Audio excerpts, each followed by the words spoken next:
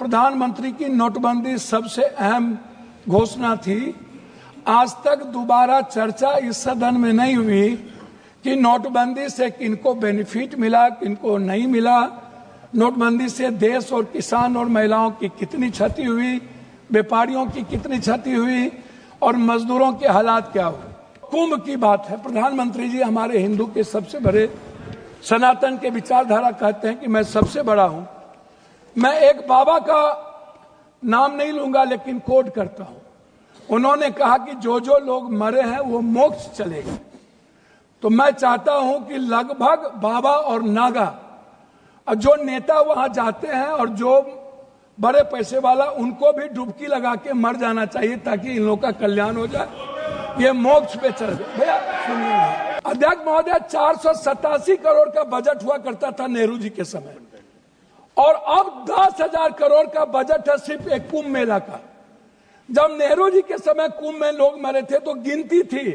जब दुनिया में सोशल मीडिया, इतने बड़े मीडिया प्लेटफॉर्म पे इतना बड़ा बड़ा हमारा मीडिया है, सब कुछ है, एक बार गिनती नहीं हुई, जबकि 600 से लगभग लोगों का कहना है, वहां आंखों देखे, मेरा नहीं कहना है, कि 300 और 600 के लगभग लोगों की लाशें गई और उसको हिंदू रीति से नहीं जलाया गया।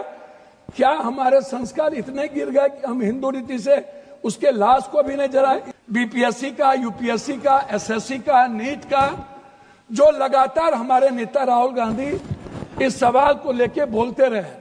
बीपीएससी में हमारे बिहार के बच्चों को मारा गया, लगातार धरना पे हैं, हम कोर्ट गए, लगभग पेपर क्वेश्चन लीक आउट होता है इस देश में। क्या कभी किसी पेपर, क्या कभी मिडिल क्लास या ओबीसी या ईबीसी का बेटा अब कभी नौकरी कर पाएगा? 3 बार प्रधानमंत्री रहते हुए आदरणीय प्रधानमंत्री जी के कार्यकाल में रेलवे की वैकेंसी नहीं निकली, बैंकिंग की वैकेंसी नहीं निकली, लगभग अग्निवीर हो गया। और इतना ही नहीं, नियोजित और संविदा की खेती होगी, परमानेंट नौकरी अब नहीं मिलेगा, नौकरी लगभग प्राइवेट की ओर चला गया। अब जाति जनगणना की बात बीजेपी के मुंह से शोभा नहीं देती।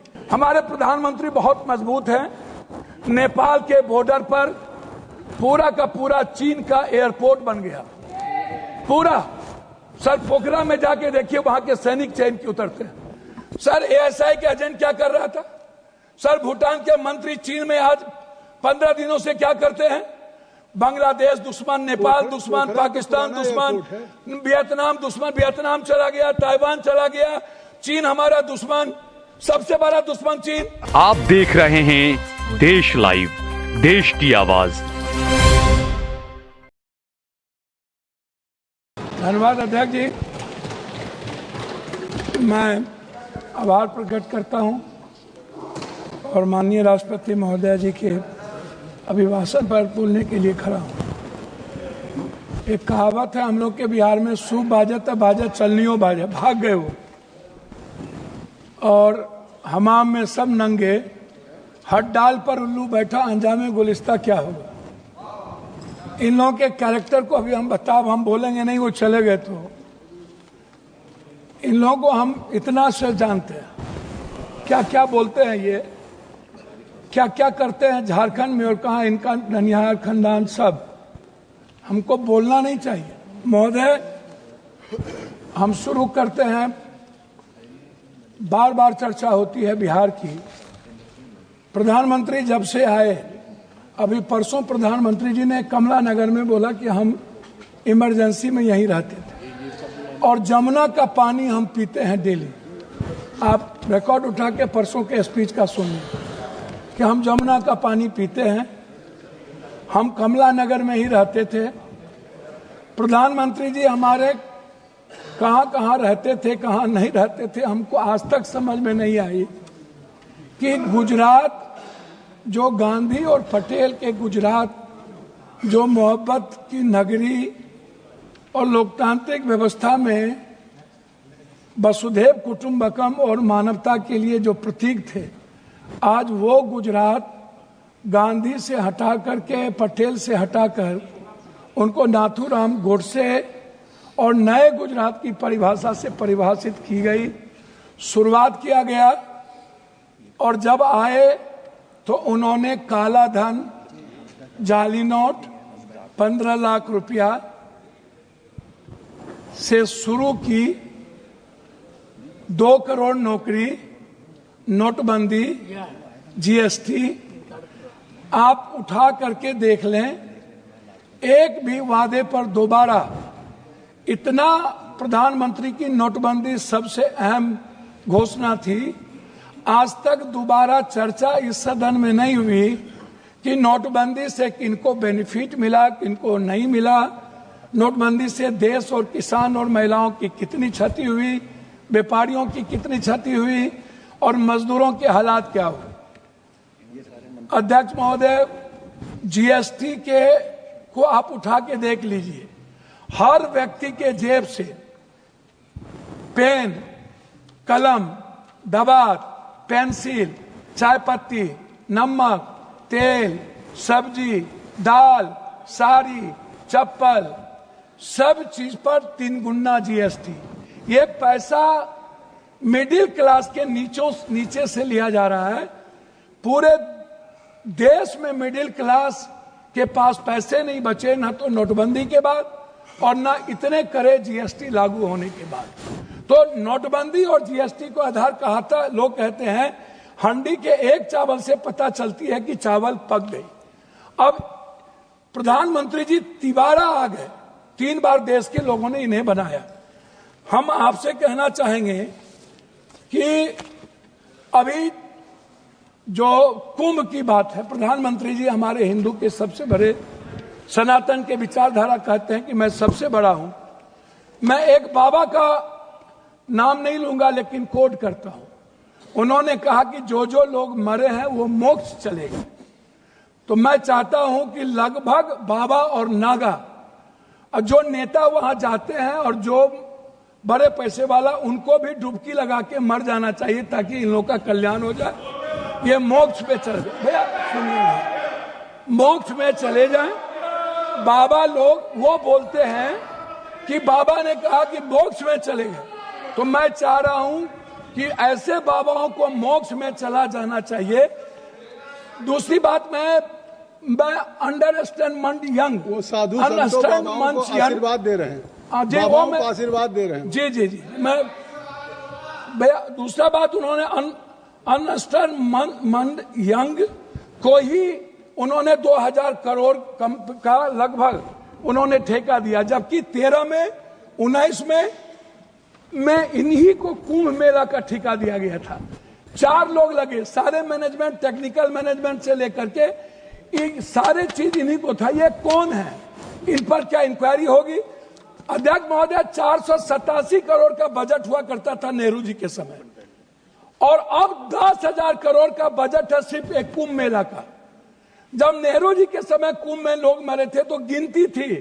जब दुनिया में सोशल मीडिया, इतने बड़े मीडिया प्लेटफॉर्म पे इतना बड़ा बड़ा हमारा मीडिया है, सब कुछ है, एक बार गिनती नहीं हुई, जबकि 600 से लगभग लोगों का कहना है, वहां आंखों देखे, मेरा नहीं कहना है, कि 300 और 600 के लगभग लोगों की लाशें गई और उसको हिंदू रीति से नहीं जलाया गया।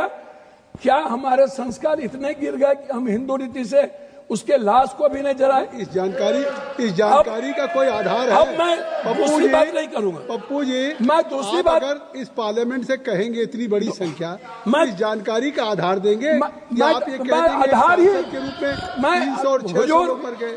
हुजूर, मैं क्या कह, तो आप हमारे संरक्षक है, गार्जियन है, मैं अपनी बात उनके द्वारा कह रहा हूं। दूसरी बात, महोदय राष्ट्रपति भाषण में रोजगार की, नौकरी की, बीपीएससी का, यूपीएससी का, एसएससी का, नीट का, जो लगातार हमारे नेता राहुल गांधी इस सवाल को लेके बोलते रहे। बीपीएससी में हमारे बिहार के बच्चों को मारा गया, लगातार धरना पे हैं, हम कोर्ट गए, लगभग पेपर क्वेश्चन लीक आउट होता है इस देश में। क्या कभी किसी पेपर, क्या कभी मिडिल क्लास या ओबीसी या ईबीसी का बेटा अब कभी नौकरी कर पाएगा?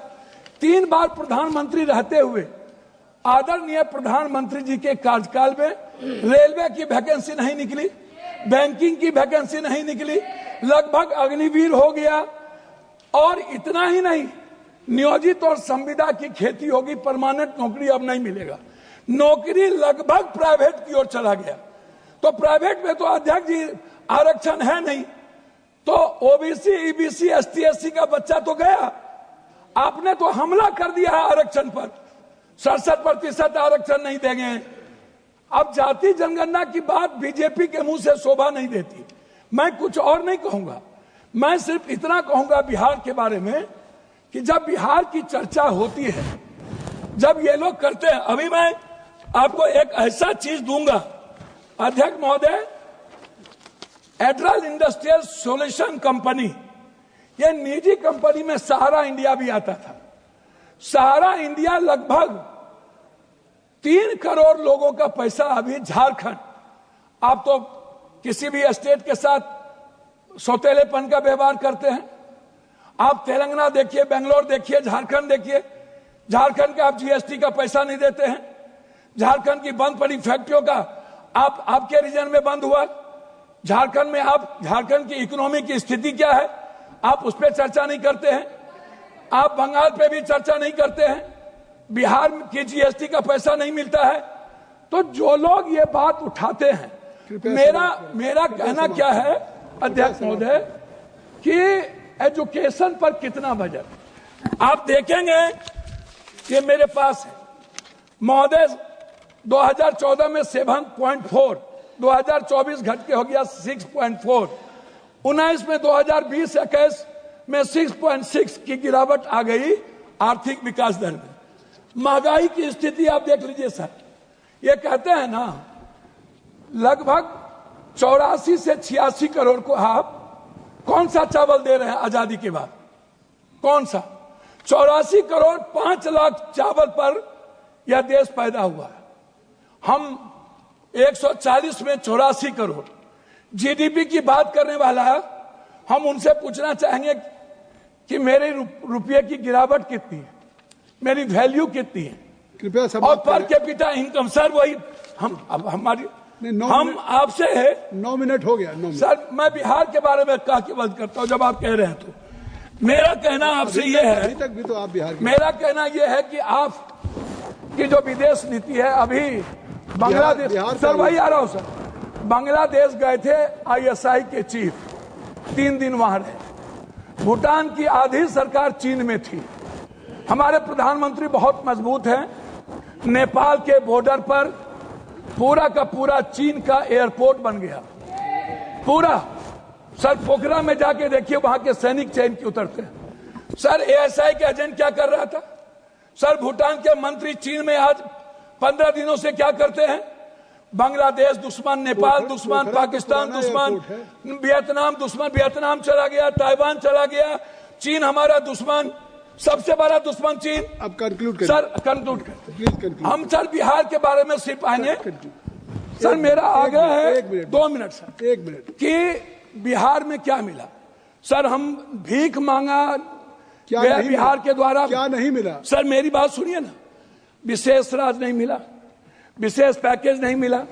बंद पड़े फैक्ट्री, डालमिया नगर से शुरू करता हूं, चीनी मिल, पेपर मिल, दालचीनी मिल, सिल्क मिल, बंदूक फैक्ट्री, आप उठाइए, आप उठा करके देखिए, सिल्क मिल, जूट मिल। सर मेरे यहां बनमनखी में चीनी मिल बंद हो गया। जब फैक्ट्रियां नहीं रहेगी, जब फूड प्रोसेसिंग पर हम फैक्ट्रियां नहीं देंगे, जब हम मछली उत्पादन को फैक्ट्रियां, बार बार चर्चा होती है। सर मैं बात को खत्म कर रहा हूं, मैं अपने क्षेत्र की बात करूं। सर मैंने अपने क्षेत्र में, मैंने कहा कि हमारा जो बॉर्डर है बांग्लादेश नेपाल, इस इलाके में एक एम्स मैंने पूर्णिया के लिए मैंने डिमांड किया। मैं सभी जगह सब स्टेट में 2-3 हाईकोर्ट बेंच है, लेकिन मैंने आग्रह किया कि हाईकोर्ट बेंच हमको कम से कम पूर्णिया में। सर 1 मिनट करेंगे सर, एक मिनट, हमने मांगा हमको हाईकोर्ट बेंच दिया जाए। सर हाईकोर्ट बेंच अभी तक जब आपकी बात, सर एक मिनट, हमने IIT की बात हमने की सर पूर्णिया के लिए। सर 1 मिनट, हम पूर्णिया में आप कहते हैं मखान बोर्ड, मैं कहता हूं सर दुनिया का 94% कोशिश सीमांचल मिथिलांचल में होता है, तो बोर्ड गठन से नहीं होगा सर, हमारी प्रोडक्ट से हमारा सर उत्पादन की बात मैं कर रहा हूँ, लास्ट कर रहा हूँ सर, श्री के सर हाफ मिनट मिला, हाफ मिनट सब मान हाफ लिया। Minute sir, half minute sir. मैं मक्का और मखान और दूध की प्रोसेसिंग पर मैं आपसे सिर्फ आग्रह करूंगा। हमारा इलाका सबसे गरीब है, सबसे ज्यादा पलायन है। सर मैं एक डिमांड करता हूं आपके द्वारा कि हमें पूर्वांचल के लिए एक मंत्रालय का यहां से गठन हो, जो हमारे पूर्वांचल का विकास नियमित हो। दिल्ली में पूर्वांचल के लोग आते हैं, वो बहुत परेशान हैं। मेरा आग्रह है कि पूर्वांचल मंत्रिमंडल का गठन हो और वहां से विकास हो। धन्यवाद सर।